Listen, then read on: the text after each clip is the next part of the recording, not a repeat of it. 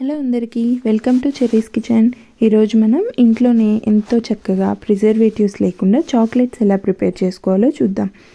దీన్ని మనం షుగర్ కూడా లేకుండా బెల్లం యూస్ చేసి చేసాం. సో చాలా హెల్తీగా ఉంటాయి.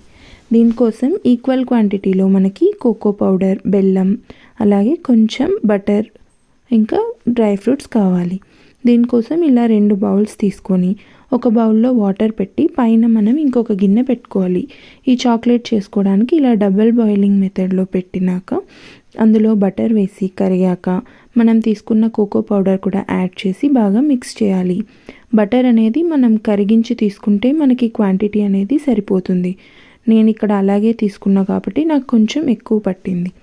ఇలా వేసాక ఇందులోకి మనం బెల్లం పౌడర్ కూడా వేసి బాగా మిక్స్ చేసుకోవాలి.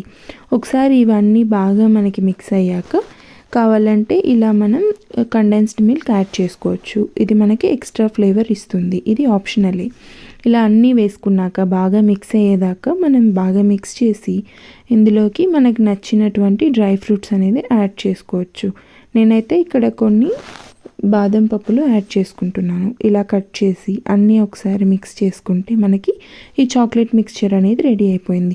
ఇప్పుడు ఇలా మనం ఒక చాక్లెట్ మౌల్డ్ తీసుకొని అందులోకి మన దగ్గర ఉంటే వైట్ చాక్లెట్ ఇలా వేసుకుంటే అది కొంచెం వైట్ అండ్ డార్క్ చాక్లెట్గా ఉంటుంది. ఇప్పుడు ఇందులోకి మనం ముందుగా రెడీ చేసి పెట్టుకున్న చాక్లెట్ మిక్స్చర్ అంతా ఈ విధంగా స్పూన్తో వేసుకోవాలి.